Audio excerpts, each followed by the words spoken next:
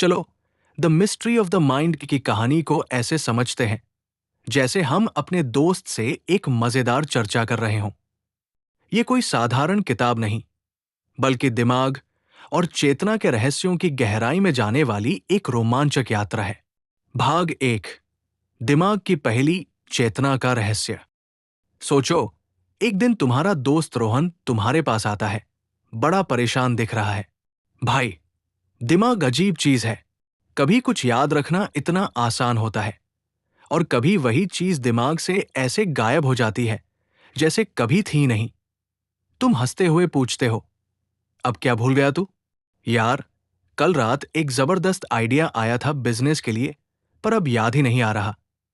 तुम मुस्कुराते हो और कहते हो, चल आज तुझे दिमाग और चेतना का सबसे बड़ा राज बताता हूं। The mystery of the mind से सीखी हुई बातें। ये किताब समझाएगी कि हमारा दिमाग कैसे काम करता है और क्यों कुछ यादें बिजली की तरह तेज होती है जबकि कुछ गायब हो जाती है। क्या है ये किताब? इस किताब के लेखक वाइल्डर पेनफील्ड एक न्यूरोसर्जन थे जो दिमाग के गहरे रहस्यों को सुलझाने के लिए मशहूर थे। उन्होंने दिमाग की संरचना और उसकी कार्यप्रणाली को समझने के लिए सैकड़ों ऑपरेशन किए और पाया कि मस्तिष्क और चेतना, कॉन्शियसनेस, एक ही चीज नहीं है। मतलब? रोहन चौंकता है। मतलब, तेरा दिमाग सिर्फ एक कंप्यूटर की तरह है जो तुझे सूचना देता है, लेकिन असली सोचने और समझने का काम चेतना करती है। अच्छा, तो फिर हमारी यादें कहाँ स्टोर होती हैं? बस यही तो पेनफील्ड का सबसे बड़ा खोज था। उन्होंने पाया कि हमारे दिमाग में इलेक्ट्रिक सिग्नल्स दौड़ते हैं और जब किसी खास हिस्से को छेड़ा जाता है तो पुरानी यादें फिर से जिंदा हो सकती हैं। जैसे कंप्यूटर में रीस्टोर बटन दबाने पर पुरानी फाइल वापस आ जाती है। मतलब अगर मैं अपने दिमाग का सही बटन दबा दूं तो अपनी सारी भूली हुई चीजें याद कर सकता हूं। सैद्धांतिक रूप से हाँ, लेकिन असलियत में ये इतना आसान नहीं है। पेनफील्ड ने पाया कि यादें सिर्फ स्टोर ही नहीं होती, बल्कि वे एक पूरे अनुभव की तरह रिप्ले होती है। माने, अगर तू किसी खास पल को याद करेगा तो तुझे सिर्फ उस घटना की झलक नहीं, बल्कि उसकी आवाजें, खुशबू और यहां तक कि उस समय के इमोशंस भी याद आ सकते हैं। क्या दिमाग और चेतना अलग अलग चीजें हैं? अब रोहन के दिमाग में एक और सवाल आता है। मतलब, दिमाग और चेतना अलग अलग है? यही तो सबसे बड़ा सवाल है। सोच, जब तू सोता है तो तेरा दिमाग बंद नहीं होता, लेकिन चेतना गायब हो जाती है। सही बात है। जब गहरी नींद में होते हैं तो हमें कुछ भी नहीं पता चलता। बिल्कुल। और यही पेनफील्ड के प्रयोगों का सबसे दिलचस्प हिस्सा था। उन्होंने पाया कि अगर दिमाग के कुछ खास हिस्सों को इलेक्ट्रिक स्टिमुलेशन दिया जाए तो लोग बिना सोचे समझे कुछ काम करने लगते हैं, जैसे किसी रोबोट की तरह। लेकिन वे इस बात से पूरी तरह बेखबर होते हैं कि वे ऐसा क्यों कर रहे हैं। ओह, तो मतलब हमारा दिमाग बहुत कुछ ऑटोमेटिक करता है। बिल्कुल। जैसे जब तू गाड़ी चला रहा होता है तो कई बार तेरा ध्यान कहीं और होता है, फिर भी तेरा दिमाग सही टर्न लेता रहता है। ये ब्रेन का ऑटो पायलट मोड है। लेकिन असली सवाल यह है कि क्या हमारा दिमाग ही हमें कंट्रोल कर रहा है या चेतना का इससे कुछ अलग रोल है? तो इसका जवाब क्या मिला? यही तो the mystery of the mind का सबसे बड़ा सवाल है। पेनफील्ड ने पाया कि दिमाग का कुछ हिस्सा ऑटोमेटिक तरीके से काम करता है, लेकिन चेतना को अभी तक पूरी तरह से समझा नहीं जा सका। तो क्या चेतना सिर्फ दिमाग का ही एक हिस्सा है? पेनफील्ड का कहना था कि चेतना और दिमाग अलग अलग हो सकते हैं। दिमाग सिर्फ एक माध्यम है, लेकिन सोचने और समझने का असली काम चेतना करती है।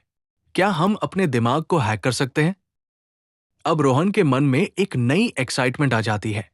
भाई, अगर चेतना और दिमाग अलग है तो क्या मैं अपने दिमाग को हैक कर सकता हूं?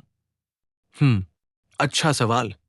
पेनफील्ड ने पाया कि कुछ यादें और सोचने के पैटर्न दिमाग में इतनी गहराई से बसे होते हैं कि हम चाहे तो भी उन्हें आसानी से नहीं बदल सकते। लेकिन कुछ चीजों को कंट्रोल करना संभव है। कैसे? जैसे अगर तुझे बार बार नेगेटिव थॉट्स आते हैं तो तू अपने दिमाग को ट्रेन कर सकता है कि वो उन्हें नजरअंदाज करे और पॉजिटिव थॉट्स पर ध्यान दे। मतलब मैं अपने ब्रेन को रीप्रोग्राम कर सकता हूं, कहीं ना कहीं। हाँ, लेकिन चेतना का खेल थोड़ा ट्रिकी है, क्योंकि कई बार हमारा दिमाग हमें ऐसा महसूस कराता है कि हम खुद कुछ सोच रहे हैं, जबकि असल में वो सिर्फ पुरानी यादों और अनुभवों का रिप्ले होता है। मतलब हम जितना सोचते हैं उतना कंट्रोल हमारे पास होता ही नहीं। यही तो सोच, जब तू किसी गाने को बार बार सुनता है तो वो अपने आप दिमाग में घूमता रहता है। तूने उसे सोचने के लिए चुना नहीं, लेकिन तेरा दिमाग उसे रिपीट कर रहा है। ओह, तो पेनफील्ड का कहना है कि हमारा दिमाग बहुत हद तक एक मशीन की तरह चलता है। बिल्कुल। और इसी वजह से वो ये भी मानते थे कि चेतना को पूरी तरह समझने के लिए हमें सिर्फ न्यूरोलॉजी नहीं, बल्कि फिलॉसफी और साइंस दोनों की जरूरत होगी। अब आगे क्या? रोहन अब और भी ज्यादा उत्साहित हो गया था। यार, ये तो बहुत ही इंटरेस्टिंग चीज है। आगे और क्या बताया गया है इस किताब में? अभी तो बस शुरुआत है। अगले भाग में हम देखेंगे कि दिमाग की यादें कैसे बनती हैं, कैसे डिलीट होती हैं और कैसे हम इसे अपने फेवर में इस्तेमाल कर सकते हैं। भाई, जल्दी बताना। अब तो दिमाग की दुनिया में पूरा डूबने का मन कर रहा है। अगले भाग में यादों का रहस्य, क्या सच में पुरानी यादें मिटाई जा सकती हैं? दिमाग के इरेज और रिप्ले बटन की खोज तैयार रहो। ऑडियो बुक गैंग में आपका स्वागत है। नमस्ते दोस्तों, मैं राहुल और आप सुन रहे हैं ऑडियो बुक गैंग, जहां किताबें सिर्फ पढ़ी नहीं जाती बल्कि महसूस की जाती है। चाहे आप मोटिवेशन, बिजनेस, सेल्फ हेल्प या मनी मैनेजमेंट सीखना चाहते हो, ऑडियो बुक गैंग आपके लिए परफेक्ट जगह है। तो तैयार हो जाइए ज्ञान और ग्रोथ के इस सफर के लिए। भाग 2, the brains replay and arrays button. Rohan अब पूरा एक्साइटेड है। भाई, ये माइंड हैकिंग वाली बात तो बहुत इंटरेस्टिंग लग रही है। मतलब सच में अगर मैं अपने दिमाग को कंट्रोल करना सीख जाऊं तो लाइफ इजी हो जाएगी। तुम हंसते हुए कहते हो, हाँ, लेकिन पहले ये समझ कि दिमाग सिर्फ स्टोरेज डिवाइस नहीं है, ये एक प्रोसेसर भी है। मतलब ये सिर्फ यादें स्टोर नहीं करता, बल्कि उन्हें रीप्ले और मॉडिफाई भी कर सकता है। वेट, रीप्ले मतलब तेरे दिमाग में हर मेमोरी सिर्फ स्टोर नहीं होती, वो एक्टिवली रिकॉल भी होती है। और जब वो रिकॉल होती है तो तेरे इमोशंस और सेंसेस भी उसी तरह एक्टिवेट हो जाते हैं, जैसे वो रियल मोमेंट फिर से जी रहा हो। तो इसीलिए कभी कभी कोई पुरानी चीज फ्लैशबैक की तरह आ जाती है। एग्जैक्टली। वाइल्डर पेनफील्ड ने पाया कि जब उन्होंने कुछ ब्रेन एरियाज को इलेक्ट्रिकली स्टिम्युलेट किया तो पेशेंट्स ने पास्ट मेमोरीज को ऐसे एक्सपीरियंस किया जैसे वो उसी मोमेंट में वापस चले गए हों। मेमोरीज आधे परमानेंट? भाई, लेकिन एक चीज बता, अगर यादें परमानेंट होती हैं तो फिर हम कुछ चीजें फॉरगेट क्यों कर देते हैं? अच्छा सवाल। देख, हमारा ब्रेन हर चीज स्टोर नहीं करता, सिर्फ उन्हीं चीजों को सेव करता है जो इंपॉर्टेंट होती है या जिनके साथ कोई स्ट्रॉन्ग इमोशन जुड़ा होता है। मतलब अगर मैं कुछ डीपली फील करूं तो वो ज्यादा देर तक याद रहेगा। यस, मेमोरी फॉर्मेशन में इमोशंस का बहुत बड़ा रोल होता है। इसी वजह से तू बचपन की कोई हैप्पी या ट्रॉमेटिक मेमोरी भूलता नहीं, लेकिन कल क्या खाया था वो याद नहीं रहता। अच्छा, लेकिन फिर कुछ चीजें क्यों फेड अवे हो जाती हैं? क्योंकि हमारा ब्रेन ऑप्टिमाइज करता है। अगर कोई इंफॉर्मेशन फ्रिक्वेंटली रिकॉल्ड नहीं हो रही तो दिमाग उसे वीकन कर देता है। जैसे कंप्यूटर कैश जो बार बार यूज ना हो, वो ऑटोमेटिकली डिलीट हो जाता है। ओह, तो मतलब प्रैक्टिस एंड रेपिटेशन से हम कुछ भी लॉन्ग टर्म मेमोरी में डाल सकते हैं। बिल्कुल। और यही स्टूडेंट्स के लिए सबसे बड़ा हैक है, रिविजन एंड एक्टिव रिकॉल। क्या पुरानी यादें मिटाई जा सकती है? भाई, अगर कोई बैड मेमोरी हो जिसे मैं एरेज करना चाहता हूं, तो क्या ऐसा पॉसिबल है? टेक्निकली हाँ और नहीं। पेनफील्ड के रिसर्च में उन्होंने पाया कि ट्रॉमेटिक मेमोरीज को दिमाग सप्रेस कर सकता है, लेकिन पूरी तरह डिलीट नहीं कर सकता। मतलब कहीं ना कहीं वो स्टोर रहती है। यस, और कई बार वो अनएक्सपेक्टेड ट्रिगर से वापस एक्टिवेट भी हो जाती है। फिर उनसे बचने का कोई तरीका? सबसे इफेक्टिव तरीका है न्यू मेमोरीज क्रिएट करना। जितना ज्यादा कोई नई पॉजिटिव मेमोरी स्ट्रांग होगी, उतना ज्यादा पुरानी नेगेटिव मेमोरी का असर कम होगा। मतलब, मैं अपने पास्ट को ओवरराइड कर सकता हूं? हद तक, हाँ। कॉग्निटिव थेरेपी और माइंडफुलनेस इसी कॉन्सेप्ट पर काम करती है। क्या हमारा दिमाग खुद हमें धोखा देता है? अब रोहन और भी क्यूरियस हो गया। भाई, एक चीज बताना, क्या दिमाग हमें कभी फॉल्स मेमोरीज भी देता है? एब्सोल्युटली। पेनफील्ड ने पाया कि कई बार पेशेंट्स को ऐसी यादें रिकॉल हुई जो असल में हुई ही नहीं थी। Wait, how? देख, हमारा ब्रेन लॉजिकल गैप्स फिल करने के लिए खुद से स्टोरीज बना सकता है। जैसे अगर तुझे आधी बात याद है, तो दिमाग बाकी डिटेल्स खुद से इमेजिन कर सकता है। ओह, तो इसीलिए कुछ लोग फेक मेमोरीज पर पूरा भरोसा कर लेते हैं। बिल्कुल। और यही वजह है कि विटनेस टेस्टिमोनीज कई बार अनरिलायबल होती है। क्या हम अपने दिमाग को अपग्रेड कर सकते हैं? अब रोहन के दिमाग में एक नया क्वेश्चन आ गया। भाई, अगर दिमाग इतना मॉडिफाइबल है, तो क्या मैं इसे और पावरफुल बना सकता हूं? बिल्कुल। और ये करना भी इतना मुश्किल नहीं है। कुछ टेक्निक्स हैं जो तुझे अपने ब्रेन फंक्शन को बूस्ट करने में हेल्प कर सकती है। एक मेडिटेशन और माइंडफुलनेस, तू जितना ज्यादा अपने थॉट्स को ऑब्जर्व करेगा, उतना तेरा ब्रेन ज्यादा फोकस्ड रहेगा। दो एक्टिव लर्निंग, कुछ भी सीखने के लिए सिर्फ पढ़ना मत, उसे एक्सप्लेन कर, यूज कर और बार बार रिकॉल कर। 3 डीप वर्क और डोपामाइन डिटॉक्स डिस्ट्रैक्शंस कम कर और फोकस्ड वर्क कर। जितना ज्यादा ध्यान एक चीज पर लगेगा, दिमाग उतना तेज काम करेगा। भाई, ये तो सच में नेक्स्ट लेवल चीजें हैं। अभी तो और भी सीक्रेट्स बाकी है। अगले भाग में हम देखेंगे कि दिमाग कैसे डिसीजंस लेता है और क्यों कभी कभी हम खुद को ही सेल्फ सैबोटेज कर देते हैं। Next part, mind versus brain who's in control. क्यों हम जानते हुए भी गलत डिसीजंस लेते हैं? क्या दिमाग एक कंप्यूटर की तरह काम करता है? क्या चेतना, कॉन्शियसनेस को साइंस पूरी तरह समझ सकती है? भाग 3, mind versus brain who's in control. Rohan अब पूरी तरह हुक्ड है। भाई, अब तक तो दिमाग के बहुत सीक्रेट्स पता चल गए, लेकिन एक बड़ा सवाल बाकी है। हमारा दिमाग हमें कंट्रोल करता है या हम अपने दिमाग को? तुम मुस्कुराते हुए कहते हो, अब तू रियल गेम के पास आ गया है। यही सवाल तो पेनफील्ड ने भी पूछा था। और इस सवाल का जवाब आसान नहीं है। क्या दिमाग एक कंप्यूटर की तरह काम करता है? सबसे पहले ये समझ, हमारा ब्रेन एक सुपर कंप्यूटर की तरह है, लेकिन हमारी माइंड उसका सॉफ्टवेयर है। ओह, मतलब दिमाग सिर्फ एक मशीन है और असली थिंकिंग पावर माइंड में है? इतना सिंपल भी नहीं है। देख, अगर दिमाग कंप्यूटर हार्डवेयर है, तो माइंड उसका ऑपरेटिंग सिस्टम है। बिना हार्डवेयर के ओएस काम नहीं कर सकता और बिना ओएस के हार्डवेयर बेकार है। मतलब दोनों इंटरकनेक्टेड है। बिल्कुल। लेकिन सबसे फैसिनेटिंग बात यह है कि कई बार हमारा ब्रेन बिना हमारी कॉन्शियस अवेयरनेस के ही डिसीजंस ले लेता है। मतलब तेरा दिमाग कई बार तुझसे पहले ही डिसाइड कर चुका होता है कि तू क्या करने वाला है।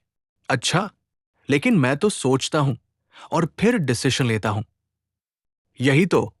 लेकिन न्यूरो साइंटिस्ट्स ने पाया है कि जब भी हम कोई डिसीजन लेते हैं, तो दिमाग में वो एक्टिविटी कुछ मिलीसेकंड्स पहले ही शुरू हो जाती है, जब हमें खुद भी नहीं पता होता कि हम क्या करने वाले हैं। ओह, तो दिमाग हमें इल्यूजन ऑफ कंट्रोल देता है। एग्जैक्टली। पेनफील्ड ने भी यही पाया कि जब उन्होंने ब्रेन स्टिम्युलेशन से कुछ एक्शंस ट्रिगर किए, तो पेशेंट्स ने यही माना कि उन्होंने खुद वो काम किया। मतलब हम कई बार ऑटो पायलट मोड में रहते हैं। ज्यादातर समय। और यही वजह है कि हैबिट्स इतनी ज्यादा पावरफुल होती है। Why do we make bad decisions? अब रोहन और क्यूरियस हो गया। भाई, अगर दिमाग इतना स्मार्ट है, तो फिर हम रॉन्ग डिसीजंस क्यों लेते हैं?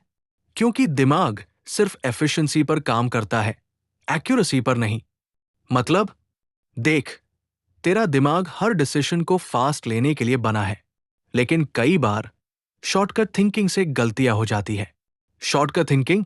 हाँ, इसे कॉग्निटिव बियासेस कहते हैं। मतलब दिमाग पैटर्न्स और पास्ट एक्सपीरियंसेस के आधार पर डिसीजंस लेता है, लेकिन वो हमेशा सही नहीं होते।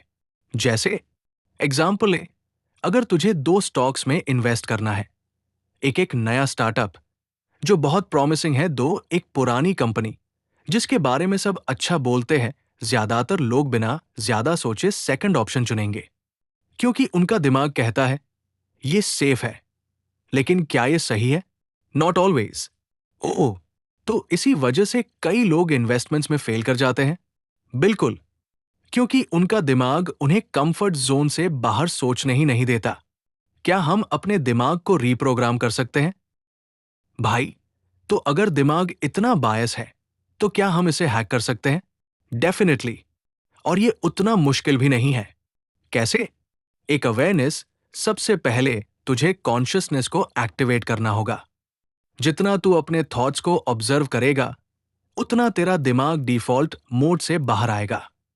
दो पैटर्न ब्रेक, जब भी कोई बिग डिसीजन लेना हो तो एक पॉज ले और पूछ, क्या मेरा दिमाग सिर्फ शॉर्टकट ले रहा है या ये सच में बेस्ट ऑप्शन है? तीन एक्सपोजर, नए आइडियाज, एक्सपीरियंसेस, लोगों से मिलने से तेरा दिमाग नए पैटर्न्स एडॉप्ट करेगा। चार, डोपामाइन डिटॉक्स, डिस्ट्रैक्शंस को रिड्यूस करके तेरा दिमाग डीपर फोकस से डिसीजंस लेगा। क्या माइंड और ब्रेन अलग अलग चीजें हैं? अब रोहन के दिमाग में बिगेस्ट क्वेश्चन आ गया। भाई, एक फाइनल सवाल, माइंड और ब्रेन सच में अलग है या नहीं? तुम मुस्कुराते हुए कहते हो, यही तो सबसे डीपेस्ट मिस्ट्री है। पेनफील्ड ने पाया कि दिमाग को स्टिम्युलेट करके हम यादें, इमोशंस, एक्शंस ट्रिगर कर सकते हैं, लेकिन थिंकिंग और अवेयरनेस को सीधे स्टिम्युलेट नहीं कर सकते। मतलब तेरा ब्रेन तो एक बायोलॉजिकल मशीन है, लेकिन माइंड शायद कुछ और ही चीज है। ओह, तो शायद यही वो चीज है जो हमें मशीन से अलग बनाती है। एग्जैक्टली। यही वजह है कि अभी तक कॉन्शियसनेस का कोई पूरा साइंटिफिक एक्सप्लेनेशन नहीं है। What's next? भाई, ये तो एकदम माइंड ब्लोइंग चीजें हैं। हाँ, लेकिन अभी और भी सीक्रेट्स बाकी है। अगले पार्ट में हम देखेंगे, क्या हम पूरी तरह से अपने दिमाग को कंट्रोल कर सकते हैं? क्या कॉन्शियसनेस को टेक्नोलॉजी से कॉपी किया जा सकता है? क्या हम फ्यूचर में अपना माइंड अपलोड कर सकते हैं? भाग 4, the final mystery, can we control the mind? अब तक रोहन को समझ आ गया था कि हमारा दिमाग एक सुपर कंप्यूटर की तरह है, लेकिन हमारी कॉन्शियसनेस, चेतना, उससे अलग हो सकती है। अब उसके मन में सबसे बड़ा सवाल था, भाई, क्या हम पूरी तरह से अपने दिमाग को कंट्रोल कर सकते हैं? मतलब, अगर मैं अपने सारे नेगेटिव थॉट्स, डिस्ट्रैक्शंस और बुरी आदतों को हटा दूं, तो क्या मैं 100% एफिशिएंट बन सकता हूं? तुम मुस्कुराते हुए कहते हो, यही सवाल तो साइंटिस्ट्स और फिलोसोफर्स सदियों से पूछ रहे हैं, और इसका जवाब इतना सीधा नहीं है। क्या दिमाग को पूरी तरह से कंट्रोल करना मुमकिन है? देख, तेरा दिमाग दो मोड्स में काम करता है। एक कॉन्शियस माइंड, जिसमें तुझे लगता है कि तू अवेयर है। दो, सबकॉन्शियस माइंड, जहां असली गेम होता है। तू जितनी भी आदतें, डर या डिजायर्स फील करता है, उनका 90% हिस्सा सबकॉन्शियस माइंड से आता है, ना कि तेरे कॉन्शियस थॉट प्रोसेस से। मतलब, मैं सोचता कुछ और हूं, लेकिन मेरा दिमाग पहले ही डिसाइड कर चुका होता है। एग्जैक्टली। इसीलिए सेल्फ डिसिप्लिन और हैबिट फॉर्मेशन इतनी मुश्किल होती है। क्या कॉन्शियसनेस को टेक्नोलॉजी से कॉपी किया जा सकता है? अब रोहन के दिमाग में एक और क्रेजी सवाल आया। भाई, अगर कॉन्शियसनेस और ब्रेन अलग अलग हैं, तो क्या हम फ्यूचर में अपनी कॉन्शियसनेस को कंप्यूटर में अपलोड कर सकते हैं? भाई, ये तो सबसे हॉट टॉपिक है न्यूरोसाइंस और एआई में। कई साइंटिस्ट्स मानते हैं कि अगर हम ब्रेन्स न्यूरल कनेक्शंस को पूरी तरह से मैप कर लें, तो हम किसी इंसान की यादें और सोचने का तरीका डिजिटली सिमुलेट कर सकते हैं। मतलब, एक दिन मैं अपनी पूरी मेमोरीज और पर्सनैलिटी कंप्यूटर में डाल सकता हूं। शायद हाँ, लेकिन एक्चुअल कॉन्शियसनेस को कॉपी करना अलग बात है। सिर्फ यादें और बिहेवियर को कॉपी कर लेना माइंड अपलोडिंग नहीं कहलाएगा। तो फिर असली चैलेंज क्या है? चैलेंज ये है कि कॉन्शियसनेस सिर्फ दिमाग के फिजिकल स्ट्रक्चर पर डिपेंड नहीं करती। मतलब, अगर तेरा दिमाग सिमुलेट भी हो जाए तो ये गारंटी नहीं कि वो तू जैसा ही महसूस करेगा। ओह, तो इसका मतलब ये सिर्फ साइंस फिक्शन है? अभी तक हाँ, लेकिन कई साइंटिस्ट्स इस पर काम कर रहे हैं। क्या हम फ्यूचर में अपनी चेतना अपलोड कर सकते हैं? तो क्या फ्यूचर में इमोर्टैलिटी पॉसिबल होगी? भाई, एलोन मस्क की न्यूरोलिंक, गूगल की डीप माइंड और कई दूसरी एआई कंपनीज इसी गोल पर काम कर रही है। कॉन्शियसनेस को डिजिटाइज करना मतलब हम मरने के बाद भी एक डिजिटल अवतार में जी सकते हैं? शायद हाँ, लेकिन सबसे बड़ा सवाल यह है, वो अवतार असल में तू होगा या सिर्फ तेरी कॉपी? ओह, मतलब मेरी मेमोरीज और थॉट्स कॉपी हो सकती है, लेकिन असली मैं शायद नहीं। एग्जैक्टली इसी वजह से माइंड अपलोडिंग पर अभी भी बहुत डिबेट चल रही है। द फाइनल टेक अवे, क्या हमें अपने दिमाग की मिस्ट्री सॉल्व करनी चाहिए? रोहन अब थोड़ी देर सोच में पड़ गया। फिर उसने पूछा, भाई, आखिर इस सब का मतलब क्या है? अगर कॉन्शियसनेस इतनी मिस्टेरियस है तो क्या हमें सच में इसे सॉल्व करने की कोशिश करनी चाहिए? तुम मुस्कुराते हुए कहते हो, यही तो असली सवाल है। देख, इंसान का सबसे बड़ा स्ट्रेंथ और वीकनेस यही है, उसकी क्यूरियोसिटी। मतलब हम दुनिया की हर चीज को सॉल्व करना चाहते हैं, लेकिन कुछ मिस्ट्रीज ऐसी भी होती हैं जो शायद सॉल्व करने के लिए नहीं, बल्कि एक्सपीरियंस करने के लिए होती है। ओह, तो कॉन्शियसनेस को सिर्फ समझने की कोशिश करनी चाहिए, लेकिन पूरी तरह कंट्रोल करने की कोशिश शायद गलत हो। शायद, लेकिन यही चीज हमें इंसान बनाती है, हमारी एंडलेस क्यूरियोसिटी। What's next? क्या कॉन्शियसनेस का कोई फाइनल आंसर पॉसिबल है? क्या एआई सच में इंसानों जैसी चेतना पा सकती है? क्या दिमाग की सीमाओं को तोड़कर हम सुपर ह्यूमन बन सकते हैं? The mystery continues. अंतिम निष्कर्ष, माइंड का सबसे बड़ा रहस्य। वाइल्डर पेनफील्ड की the mystery of the mind सिर्फ एक न्यूरोसाइंस की किताब नहीं, बल्कि एक फिलोसॉफिकल जर्नी है। ये एक ऐसा सवाल उठाती है जो आज तक पूरी तरह से सॉल्व नहीं हुआ। क्या हमारा माइंड सिर्फ ब्रेन का एक फंक्शन है, या फिर ये उससे कुछ अलग और बड़ा है? पेनफील्ड के एक्सपेरिमेंट्स ने यह प्रूव किया कि ब्रेन में अलग अलग एरियाज मेमोरीज, इमोशंस, एक्शंस को ट्रिगर कर सकते हैं, लेकिन एक चीज वो कभी डायरेक्टली स्टिम्युलेट नहीं कर पाए, कॉन्शियसनेस। मतलब, हम यादें रीप्ले कर सकते हैं, लेकिन हम ये नहीं कह सकते कि ये मैं सोच रहा हूं, क्योंकि मैं यानी सेल्फ अवेयरनेस का सोर्स अभी भी मिस्ट्री बना हुआ है। वो मानते थे कि ब्रेन मशीन लाइक है, लेकिन माइंड शायद कुछ और ही चीज है, शायद कुछ ऐसा जो ब्रेन से अलग एग्जिस्ट करता है। क्या इसका कोई फाइनल आंसर है? पेनफील्ड खुद किसी फिक्स्ड कंक्लूजन पर नहीं पहुंचे, लेकिन उन्होंने एक बेहद इंपॉर्टेंट बात कही। माइंड और ब्रेन का रिश्ता सिर्फ न्यूरोसाइंस से नहीं, बल्कि फिलॉसफी, साइकोलॉजी और इवन स्पिरिचुअलिटी से भी जुड़ा हुआ है। अगर ब्रेन एक कंप्यूटर है, तो माइंड उसका यूजर हो सकता है। हम अपने थॉट्स को इन्फ्लुएंस कर सकते हैं, लेकिन क्या हम उन्हें पूरी तरह से कंट्रोल कर सकते हैं? ये सवाल अभी भी अनसुलझा है। क्या माइंड की मिस्ट्री कभी सॉल्व होगी? शायद आने वाले आर्टिफिशियल इंटेलिजेंस, न्यूरोसाइंस और क्वांटम फिजिक्स के ब्रेक थ्रू से हम इस सवाल के और करीब जा सकते हैं। लेकिन एक चीज पेनफील्ड हमेशा मानते थे, कॉन्शियसनेस सिर्फ लॉजिक से नहीं समझी जा सकती, उसे महसूस भी करना पड़ता है। और शायद यही इस किताब का सबसे बड़ा टेकअवे है। माइंड का सबसे बड़ा रहस्य यह है कि हम उसे पूरी तरह समझ भी ले, तब भी वो हमें हैरान करता रहेगा।